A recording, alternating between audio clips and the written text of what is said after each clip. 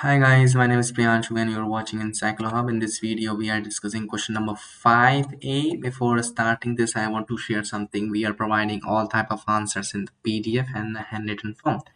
If you need this, you can contact us on our WhatsApp number, which is 900-936-8238. If you need all the chapter of answers, all the subject answers, you can contact us. So here is the question number 5A is Naman and Asmita start business with capital of 1 lakh each on January 12 2023. Their drawings during the year were 1000 and 500 per month respectively. The interest on drawing was 200 and 100 respectively. They are allowed interest on capital 8% per annum. Naman is allowed a salary of 2000 per month. They earned a profit of 94,000 before interest and salary.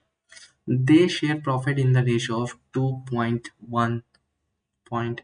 Prepare profit and loss appropriation account for the year ended 31 March 2013 and capital accounts of partners. So this question is basically taken from the lesson 22 and we have prepared all the answers accordingly.